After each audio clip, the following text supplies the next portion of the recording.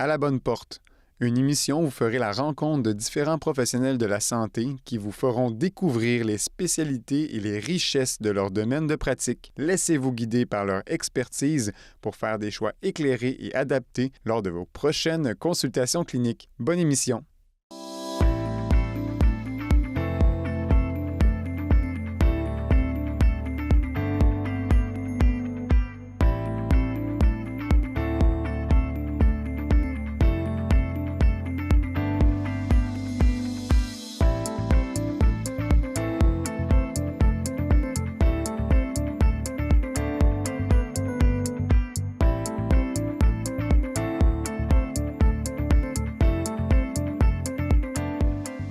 Bonjour tout le monde et bienvenue à l'émission. Aujourd'hui, nous allons à la rencontre de la profession de la massothérapie, l'art d'utiliser nos mains pour la relaxation. Suivez-moi.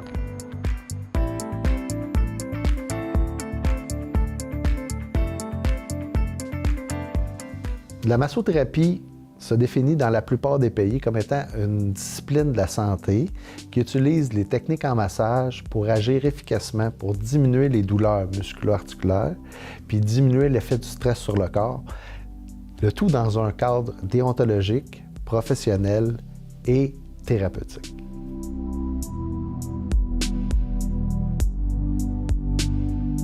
Écoute, la massothérapie, c'est sûrement la première thérapie manuelle qui a existé sur la planète. En fait, instinctivement, même l'homme des cavernes, quand il s'est cogné, a eu sûrement instinctivement le besoin de se frotter.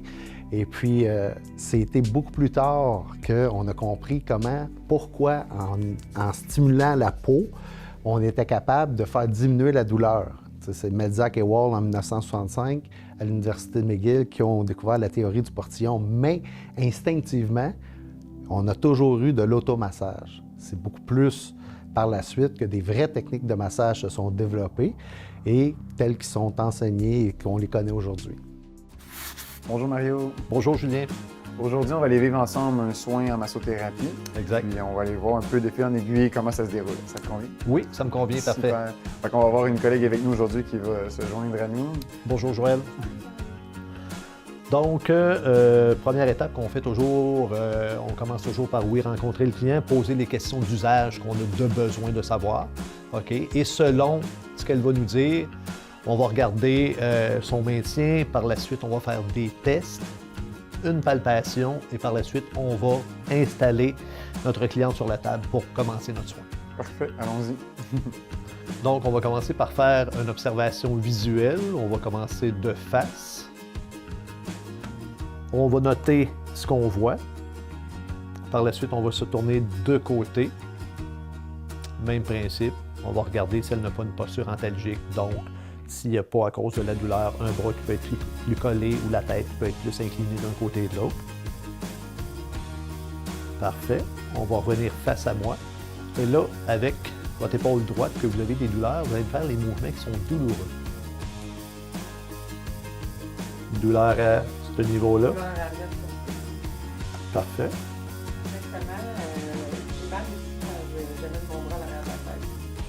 Parfait.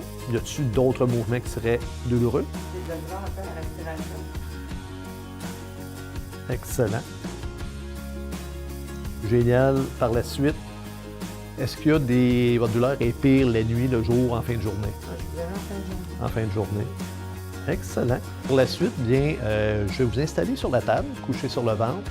Je vais faire une palpation de votre musculature et par la suite, je vais commencer votre massage, le réchauffement, je vais appliquer de la chaleur et je vais aussi utiliser des outils selon ce que je vais voir avec la palpation. Est-ce que je conserve mon tablier?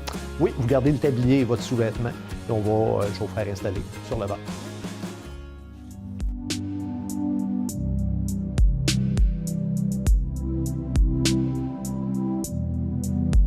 La particularité qu'on a un peu, c'est un défi au Québec, c'est que même s'il y a 3 niveaux de formation, 3 niveaux de compétences, la majorité des gens désignent la profession comme étant massothérapeute. Donc, un praticien en massothérapie, souvent, se fait appeler massothérapeute.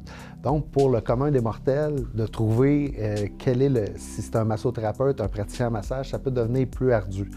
Donc, c'est pour ça que, de cet aspect-là, ce qui est important quand vous allez voir un massothérapeute, c'est de questionner un peu c'est quoi la formation que la personne a eue ou d'aller sur des sites spécialisés comme Massothérapie Québec, où là, il y a un registre officiel des massothérapeutes certifiés. Ça peut aider le consommateur à choisir le bon massothérapeute. Parce que bien qu'il y ait 3 niveaux de formation, c'est un peu comme en physiothérapie où on a le technologue en physiothérapie et le physiothérapeute. C'est 2 utilités qui sont extrêmement importantes dans notre société, mais dans notre cas, c'est 2 thérapeutes qui ne feront pas tout à fait la même champ d'activité. Donc, le problème, c'est que des fois, on a des gens qui arrivent avec des problématiques, des douleurs ou des problématiques de stress, puis s'ils vont voir, mettons, un praticien en massothérapie, à ce moment-là, ils vont ressortir de là, puis peut-être qu'ils n'auront pas eu tout à fait ce qu'ils voulaient avoir comme attente ou comme bienfait au niveau du traitement. Puis c'est pas que le praticien en massothérapie a mal fait son travail, c'est juste qu'il n'a pas cogné au bon professionnel de la santé. Madame Fortier, comme je l'avais dit, on va faire une palpation au niveau de vos muscles. S'il y a douleur, vous me le dites. Pas mal. Parfait. Et là, je vais aller sur la cage thoracique. Je vais vous demander de prendre une bonne inspiration. Et on expire. Pas de douleur lors de la respiration? Oui, à l'expiration, oui. Parfait. Encore une fois. Génial. Excellent. Une question tout le temps à brûle pour point, Mario. Oui. Le toucher, sentir un peu cette profondeur-là, comment on acquiert un peu ces éléments-là, rester en superficie, profondeur, écouter en même temps les petits cris de nos patients? Bon, effectivement, donc, dans les manœuvres de massage, il y a tout le temps une progression. Alors, on commence tout le temps par ce qu'on appelle des effleurages pour aider à faire relâcher les muscles superficiels. Et par la suite, on a des manœuvres comme ce que je fais en ce moment, qui est un foulage, où est-ce que je vais sentir les tensions musculaires plus profondes. Alors, la suite, ce qui est très intéressant, c'est que je peux venir chercher son bras et on peut masser en faisant des mobilisations pour étirer d'autres groupes musculaires aussi. Ce qui est vraiment très intéressant.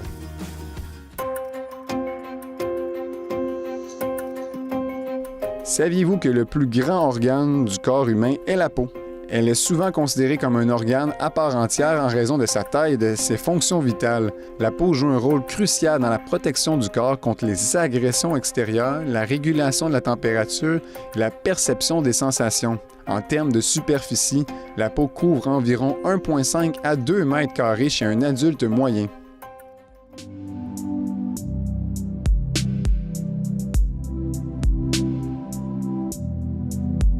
Pour devenir massothérapeute au Québec, le premier cours, dans le fond, c'est le premier niveau, c'est le praticien en massothérapie.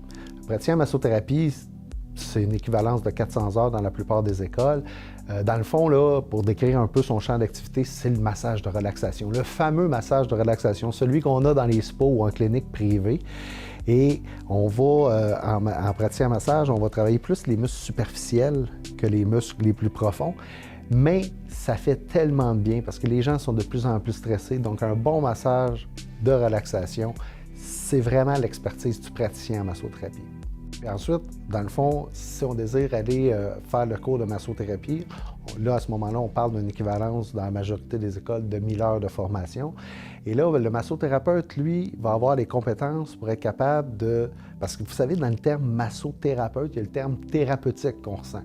Donc, une thérapeutique, c'est la capacité que tu as d'identifier une problématique, de la traiter et de faire le suivi, évidemment, dans ton champ d'activité qui, le nôtre, est massothérapie.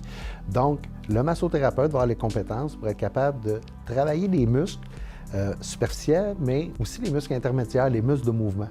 En fait, il va agir sur le système nerveux pour être très relaxant, comme le praticien en massage, mais en plus, qu'est-ce qui va arriver, c'est qu'avec ces techniques, il va être capable d'enlever de la pression sur les composantes articulaires. Et c'est souvent cette pression-là qui fait qu'on a des inconforts ou des douleurs.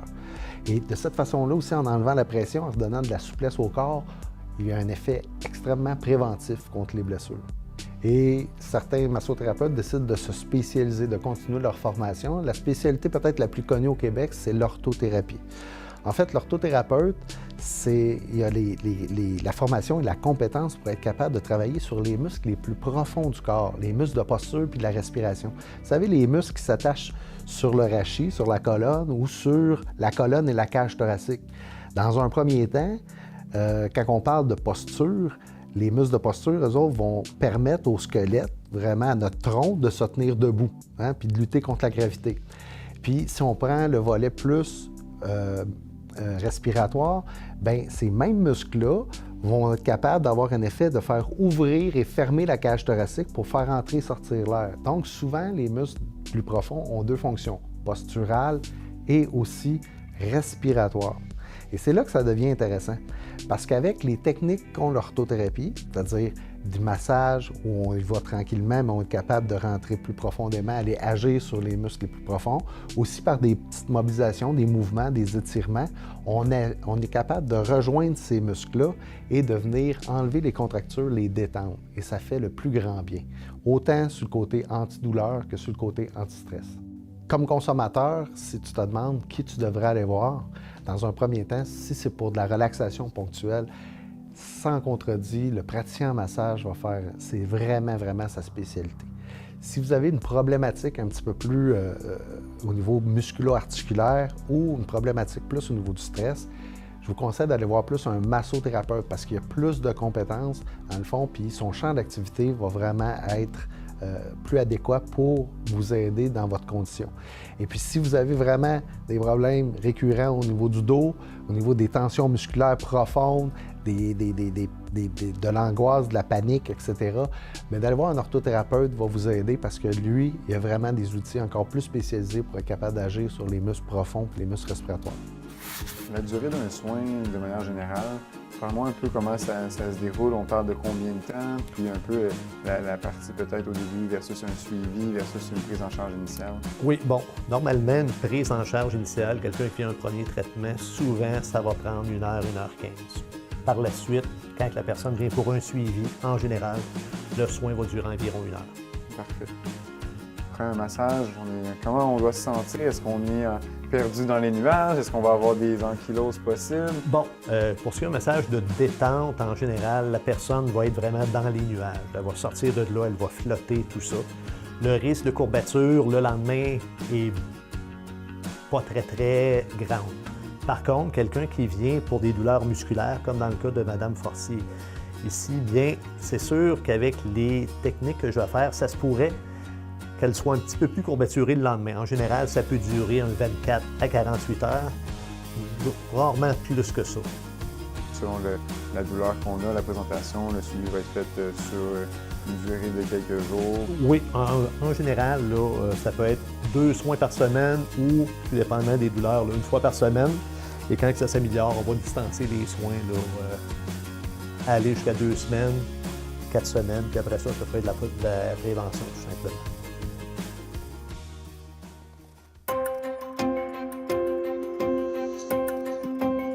Est-ce qu'on défait réellement des nœuds musculaires? L'expression populaire nœud musculaire est synonyme de contracture musculaire. Un nœud est d'ordre microscopique. En fait, les fibres musculaires ne s'entremêleront pas pour former les soi-disant nœuds que tout le monde parle. Nous défaisons techniquement les nœuds musculaires, mais les fibres ne vont pas s'en mêler. Nous redonnons plutôt une longueur d'action aux fibres. C'est à l'image d'une sangle d'un sac à dos que l'on desserre tout simplement.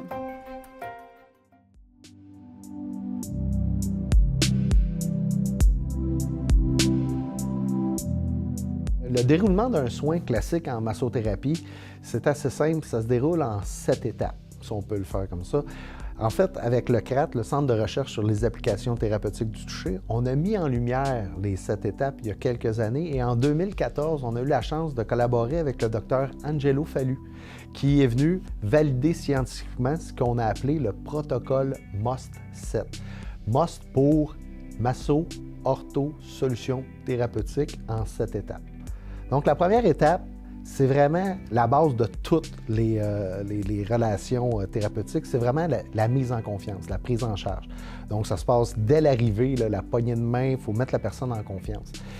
La deuxième étape, c'est plus de créer une ambiance de relaxation qui est propre à la massothérapie. Puis pour faire ça, pour être capable d'aller chercher le système nerveux puis le mettre vraiment en mode parasympathique, sur la relaxation, bien, on utilise les sens. On utilise tous les sens, comme la lumière tamisée, la petite lumière, la petite musique qui va jouer.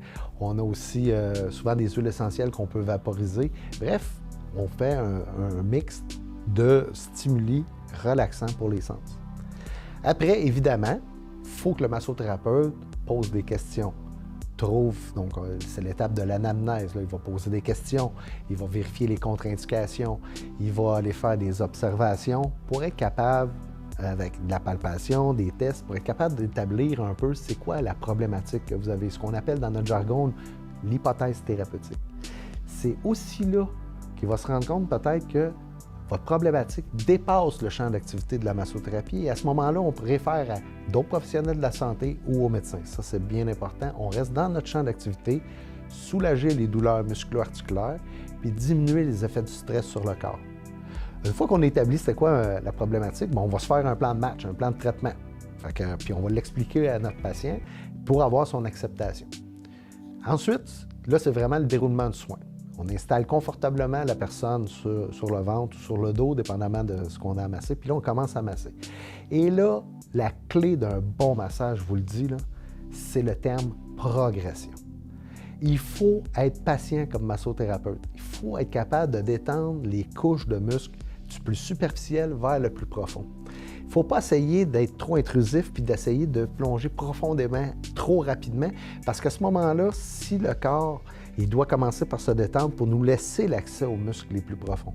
Si on essaie d'être trop vite, non progressif, le corps va faire l'effet inverse. Il va se contracter pour se protéger. Et si le massothérapeute continue de lutter contre la contraction réflexe, bien, ça fait une moins bonne expérience. Vous l'avez peut-être déjà vécu en clinique. Moi, je l'ai vécu principalement si je me fais masser dans le sud. Je trouve qu'ils n'ont pas la notion de progression trop raffinée. Donc, ils rentrent dedans, puis ça crée des contractions réflexes. C'est désagréable. Ensuite, dans toutes les problématiques, à la 5e étape, il y a des actes thérapeutiques clés.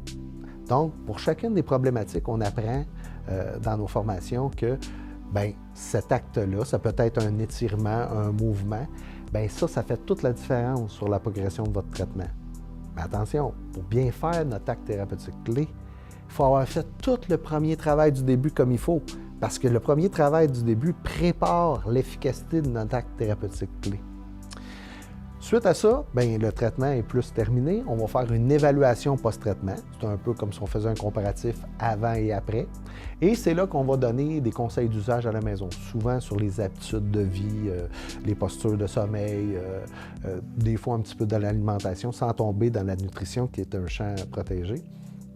Et on va donner des exercices à faire, souvent d'étirement ou des fois de renforcement, mais principalement d'étirement pour étirer les muscles qui sont contractés pour aider la pérennité de notre traitement. Et c'est là qu'on va, dépendamment de où on est rendu dans notre traitement, on va faire un plan de soins. Un plan de soins, c'est voici ce que je vous propose. Je vous propose de voir si le cas est un petit peu plus aigu ou au début, là, c'est un peu comme c'est normal de revoir notre personne peut-être 2 fois dans la même semaine.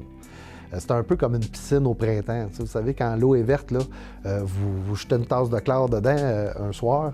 Peut-être que le lendemain, vous allez rejeter une autre tasse de chlore pour permettre de faire une impulsion thérapeutique. C'est de même qu'on appelle ça aussi dans notre jargon. Donc, mais on ne continuera pas à la même fréquence à toujours ajouter la même quantité de chlore aussi fréquemment. Donc, plus votre cas va progresser, on va se voir la plupart du temps aux semaines. Puis quand ça va aller mieux, on tombe dans l'étape de la consolidation, c'est-à-dire qu'on va essayer de sauter une semaine. On se voyait aux semaines, on va se voir dans 2 semaines, on va essayer de se voir dans 3 semaines. Et il y a la dernière étape, l'effet préventif, c'est-à-dire de se voir des fois c'est 1 fois par mois, 1 fois par 2 mois, dépendamment de la problématique. Et si vous faites les exercices à la maison, parce que vous savez, il y a 168 heures d'une semaine. Hein? Si j'en passe une avec mon patient, il y en a 167 que je ne sais pas comment il peut défaire mon traitement. Donc, vous devez aider votre thérapeute à l'extérieur de la clinique.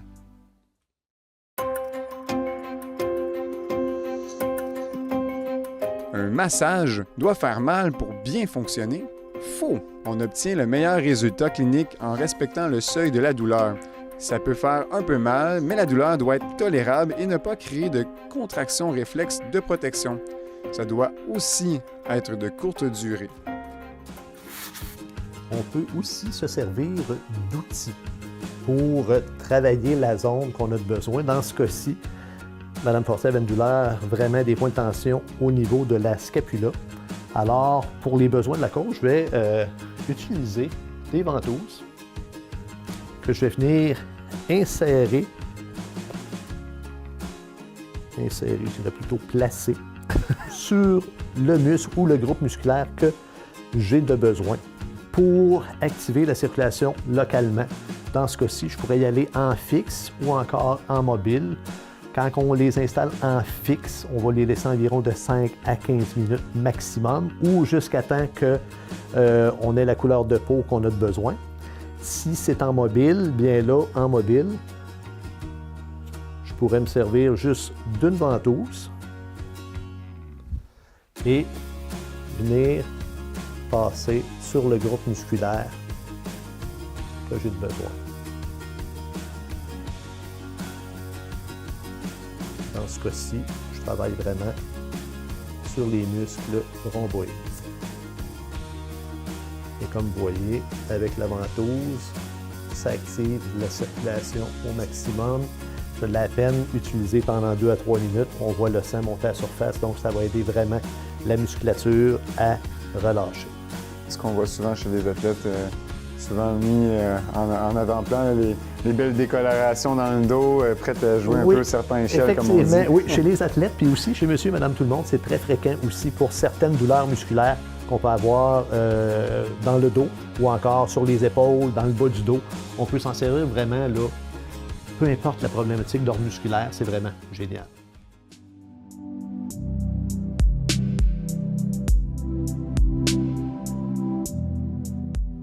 Massothérapie Québec, c'est le seul organisme de certification des massothérapeutes au Québec. Donc, en 2010, on a créé Massothérapie Québec dans le but de créer un premier registre national des massothérapeutes certifiés au Québec. Et plus récemment, on a créé une autre catégorie de certification qui est clinicien expert certifié Massothérapie Québec. Dans le fond, le premier qui est clinicien expert certifié s'adresse à des massothérapeutes qui ont passé le processus de certification et qui ont plus de 1000 heures de formation. Et le clinicien expert certifié MQ, ce sont des massothérapeutes, orthothérapeutes ou des massothérapeutes spécialisés qui ont au-dessus de 1500 heures de reconnus. Et la population, monsieur et madame tout le monde, peuvent aller sur massotherapiequebec.org et il y a le registre qui est disponible pour eux. Donc, vous pouvez trouver des massothérapeutes certifiés dans votre région. Alors, je vais venir installer mon taping sur les rhomboïdes. Au préalable, bien important de bien enlever l'huile. Et je viens frotter le tape pour activer la colle, tout simplement. J'ai une question qui vient souvent poser à mes oreilles. J'ai différentes couleurs. Est-ce que ça a une importance? Non, ça n'a pas d'importance. Okay? Il y a des gens, des fois, qui, entre autres, la clientèle plus sportive, aime ça plus flasher, entre guillemets. Alors, ils vont emporter, il y en a pas mal de 4, 5, 6 couleurs, il n'y a aucun problème. Mais ça ne change rien pour le soin en tant que tel. Il n'y a pas un tape qui, telle couleur va être plus bon pour telle problématique ou l'autre. Ça ne change rien. Excellent. Alors, je vais installer ma dernière bande.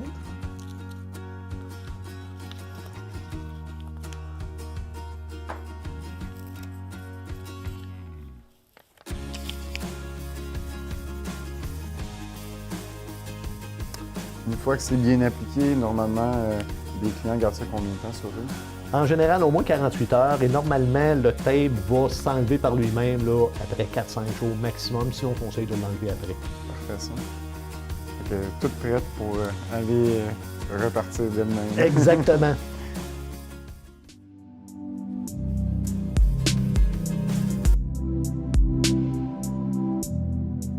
Il y a très peu de contre-indications en massothérapie. Là. Je veux dire, à part des problèmes vraiment sérieux cutanés ou des brûlures, l'hémophilie, on a le zona, on a des fractures récentes.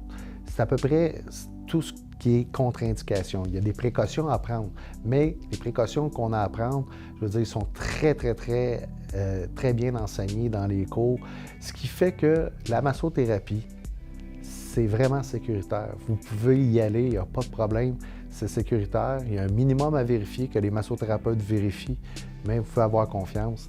Et pourquoi c'est aussi populaire? C'est simple, c'est parce que nos deux grands champs d'activité, c'est le soulagement des douleurs musculo-articulaires et la diminution du stress sur le corps. Et qui, de nos jours, ne vit pas du stress ou n'a pas des bobos musculaires? Donc, Mario, je vois que tu as eu la chance de bien placer les draps. Parle-moi un peu de l'importance du drapage. Bon, ici, ce qui est très important, on travaille de façon thérapeutique, alors la personne a toujours un tablier. Alors, ce que j'ai fait, je l'ai tourné sur le dos, j'ai monté le tablier, une serviette, encore une fois, pour bien couvrir la zone pour qu'elle se sente confortable dans son intimité. Même principe, en bas, j'ai pris le drap, j'ai rentré dans son sous-vêtement. Par contre, les gens qui vont en massage de détente, soit dans un spa, dans une clinique privée, le tablier est optionnel. Donc, ça va être le drap qui va faire office de dégagement de la zone qu'on veut travailler.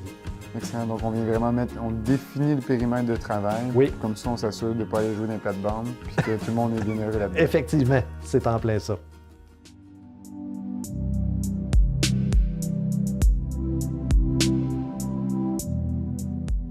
Pour conclure, je vous dirais que la massothérapie a autant d'engouement au Québec parce que c'est une thérapie qui est naturelle, qui est sécuritaire, qui est non-invasive et qui fait extrêmement bien.